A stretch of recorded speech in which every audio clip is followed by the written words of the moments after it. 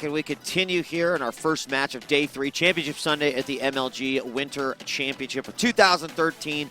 Innovation takes game number 1. Currently over on the red stream, Flash versus Parting. Seems to be in a pause right now in game number 1, so not a whole lot going on here. The action's here on the blue stream. We're moving on to Whirlwind, and I think that both these players are ready to go, Jeff. I know I'm ready to go. We're going to get confirmation.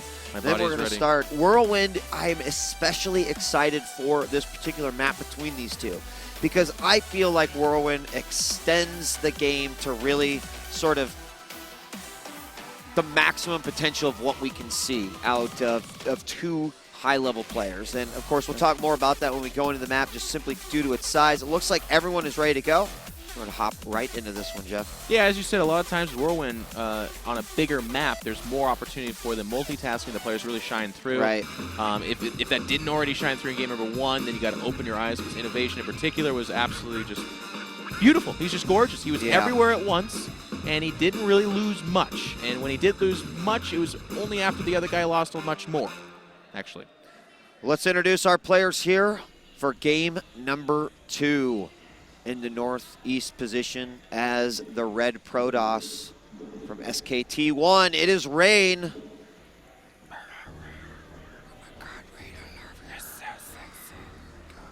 In the northwest position as the blue Terran from STX Seoul. It is Innovation. You know, if this was like top left, bottom right, I think we would have gone blind because it's just too good. So the universe is like, whoa, Wheat, tone your crap down a little bit. We're gonna put them in close spawns. It's still a great map. It's still a great map, Wheat. Dude, you know what? You're not getting exactly what you want because that's not the way the world works. The new music in the background, this sort of ominous like build up. I love. It's like perfect for this match too. It's like yes, close. Innovation and Rain. Yeah, you're right. All right. Well, I mean, what do you think? What do you think? I mean, I like what you bring up. I mean, when you look at Whirlwind, it's talking a little bit about the size of it. Like the first time I saw this map, I was like, my God, this is like, it's so big, you know.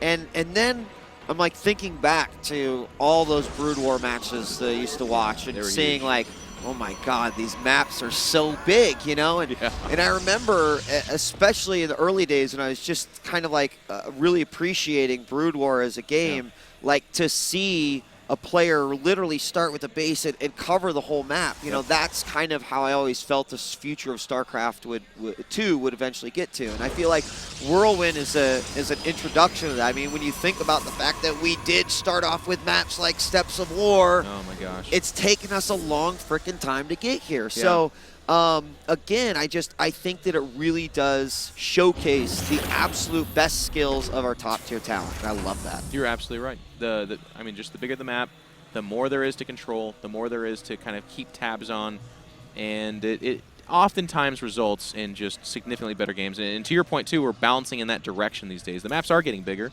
so we're seeing players being able to kind of let their hair down and show what they got more often. We're gonna have a couple of scouts realize that they're both scouting the wrong base. They're like, oh, damn it, we'll come for you later. Probe's going to go up to the top left. It is going to be a wall in, though, and you'll notice that that gas only has one SCV on it, which I find very interesting. I do believe that that is so that he can add a command center, but then also put a add-on of sorts. You wouldn't put one guy on there if you were going to just drop a factory. I do not believe that to be the case. Oh, actually, it's for a Reaper, isn't it? Is there a Reaper up there? No, it's not. Yes, it's in the main. Oh. It's approaching the main. Oh, he's jetpacking over there. Already? Oh, wow. Yeah, okay. Stalker's about to pop out. So is the mom. Look at Rain. Look at this guy. It's like everything's mapped out. It's like, oh, Whirlwind? Yeah, I know exactly when you're going to show up with your Reaper. Yeah, and the Reaper actually is not as effective as you'd think on this map, just simply because into the main, there's only 2 cliffs, and those cliffs are easily defendable. So although there's a little gap over the side, which is great for like some drops and stuff, it's just not going to happen. But the Zealot moving forward, Rain's like, what's up? I'm a meat shield, but not going to get inside. It's a probe disguised as a Zealot, but goes down still the same. I think Rain's about to take a page out of the book of MC. Yeah. Let's see. That Reaper's actually super. Okay, you know what actually just happened? I'd be curious to pick Rain's brain on this, but that Reaper's going to go past, and it's going to get information. and it would otherwise see an empty natural, and then boom, he knows that he's facing like a 1 base, at least timing, if not all in. So it could have been a Stargate. That's what's really common these days. But it's going to go over there and see a Nexus, like it did, I believe. It did not. Did not. All right. No, the Reaper was there, which again is just sort of like extra mind games. But with this being said, you know, the Mothership Core going forward and the Zealot and the Stalker, those indicators, would they, you know, would that be an indication? It's like, oh, there's no way my opponent's, you know, proxy Stargating me right now. That's usually that's normal. Right. Protoss wants to be out there and deny information. The nice thing about the Reaper, and you were absolutely right, there's only one way up into the main, but the nice thing about the Reaper is how it functions is, well, guess what? You're not going to stop me from scouting. You don't have enough DPS at the front of that base to stop my Reaper from jetting right past you. Now, the Mama Core is going to go over here. If he could pick off a mule, that would be actually a big deal. Bam. But you know what? I mean, no, a lot of time. And that Oracle's about to pop out and it's going to hop right up in there. The Reaper actually being underutilized, I think that's almost legitimately the first mistake that Innovation's made in these 2 games. That Reaper needs to be buzzing around because the longer the game goes, guess what? The less utility it has. And we're going to wait for 2 Oracles. Which is like maximum damage. It is. So like I could punch you in the crotch once, or I could do it twice. And we all know. For 2. Yeah. No, but thank you. That medevac is going to have some weird airspace shared here with that Mama Core or Mothership Core. And it's going to make its way over here. There's no observer out just yet, but there's one about to pop out. So that detection's en route. It's just that for the next couple of seconds here, he's going to have to not mine from his main.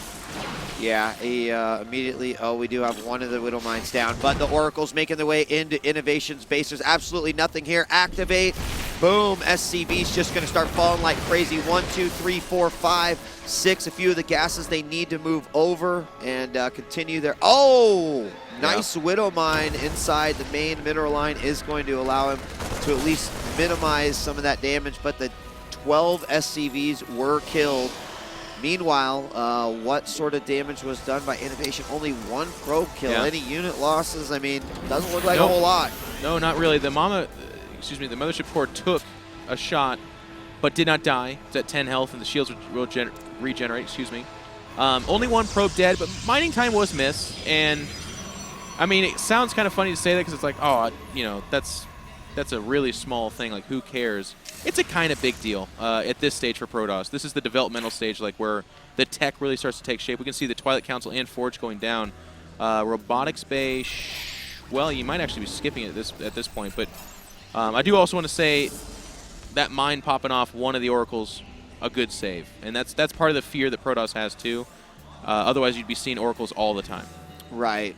Yeah, absolutely. And considering the timing in which you can get a Widow Mine out, even a proxy Stargate is not going to get your Oracles fast in there. For potential defense, of course, you got to be careful as well because the splash can do significant damage to those SCVs. But here we go, another drop into the natural for Innovation.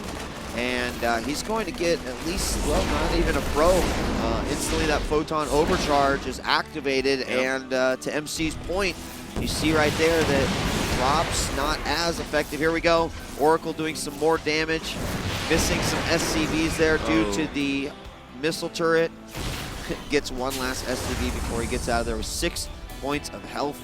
And last night we heard MC talk about how his micro is so good that these Terrans don't stand a chance because his control over his Oracle is going to just destroy them. And we can see here Rain finding a way to get a couple kills, but with how good the Oracle is at killing SCVs, it's like a couple kills as in, yeah, it shows up, kills 3 SCVs and is gone in 5 seconds. Like, that is, it's amazing attention to detail is, I guess, the point I'm trying to make here. We do have cannons going up behind the mineral lines. That's for detection, but also drop defense. And you'll notice, no Robotics Bay. He is still going Blink, and he's chrono boosting out Immortals, actually. He's going to have his second Immortal appear. And this is a little bit of a different army composition. And this command center is building actually right next to the proxy gate. Proxy Stargate has not yet seen him. Here we go, the drop inside the main. The initial units inside are going to be taken out. There is the Photon Overcharge. And here come the Immortals to try to help out with this damage, targeting the Marauders. And even without the Colossus, I feel like that was a well-defended attack there. Yeah. Innovation tries to also do some damage to the natural, splitting himself nicely, but Rain is holding this off. He's holding it off, but he had to use up a few force fields for that. His stalker count a little bit low, and he did go Blink first is the reason I point that out. Really, Blink, one of those upgrades is, yeah, it's good for picking off things like those Vikings and Medivacs, but you want enough stalkers to do that. All 3 of the Medivacs made it out of that drop. I mean, one of them on the edge of their life at 17 health, but still, this is the kind of stuff people need to pay attention to is Medivac retention. If you get up to 6 or 8 Medivacs, your charge lots, your stalkers, they're just not doing what they used to do. So killing those Medivacs is a big deal, but Innovation knows the name of the game because he's not allowing them to be killed. There is the killing of the Stargate, scan going down, trying to identify where the army is at. Interestingly enough, the scan does not reveal the army, so Innovation has no idea where his opponent actually is at this very moment. Take a look at his vision, and he is, obviously got an idea of what's going on inside the base, but no army eyes at all. Third Nexus going down for Rain, while the third for Innovation is now well underway. Mule's getting dropped. It's starting its full economy over there. Look at this. Rain is actually, Innovation's patrolling around looking for this probe that's hiding over here that has the really important task of dropping pylons. And if it gets spotted, this is actually a really big deal. Because if you can warp in charge lots and harass that third, that'll slow down the economy. We might have an engagement over here. The army's kind of sloppily finding themselves, as djwheat did point out. They didn't know where they are. Force fields could go down that ramp. Nope, not going to do it. It's going to back away. Both players trying to figure out who's got the bigger army with Storm on the way. And 2 ghosts coming out in time with this. I mean, I don't want to sound like a gushing fanboy, but Innovation is just playing flawlessly. Yeah, I also love that Innovation is adding some Hellbats to the mix. Yeah. We've almost seen like, well, you're either going to make a lot of them and use them that way, or, you're not going to use them. But throwing them in with the army right here, not only add, some nice HP, but also just the ability to kind of rip through those zealots at the front line. So 30 damage to Lightweight. Yeah. Oh my God. Not sure about that commitment, but he will disengage quite well. SCV's out here. We're going to have a bust. Innovation's going for it. He's no longer interested in expanding and sitting behind a good economy. It's going to come down to Storm's Wheat, but there are a couple of ghosts here. We're going to have a battle of the micro. We are. Gosh, that Bioforce looks like it grew just in size. It was one of those small little capsules that you put in the water and then it turns into a giant dinosaur, except it's a Terran army.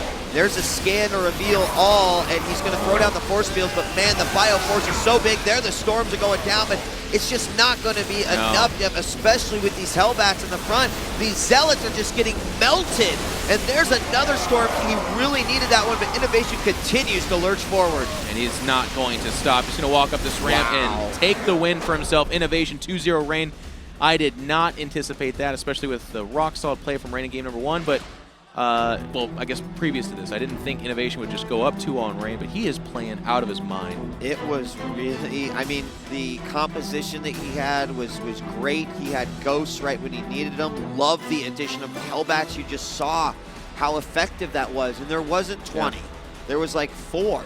I think in those situations, I don't think a Protoss army is ever like, I need to target fire those Hellbats. So it's just a great little addition. I don't mean to gush and everything, but no, I'm right there with you. You and I, it's like it's getting a little bit weird. I gotta be honest with you though, like innovate.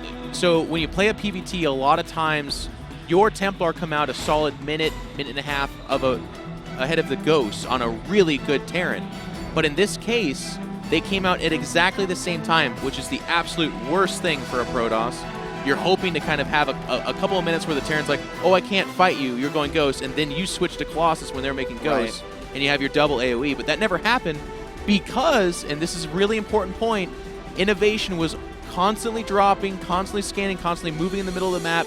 He had a clear picture of where his tech, of his opponent was going, where it started, what he was doing with it, because of his aggression. If he sits back at home and he's disinterested with what Rain is doing, then maybe that does surprise him, but he always knew.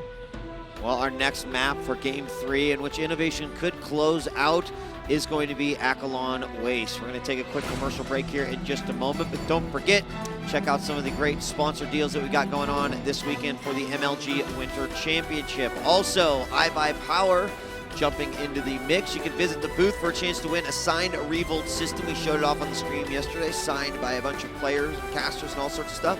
Check out ibuypower.com/MLG, and those are the systems that all the players are playing on this weekend. So across the board, you can check that out. Thank you, iBuyPower. Guys, are going to take a quick commercial break, but when we continue innovation, will he close it out or will Rain stay alive? We'll find out when we return.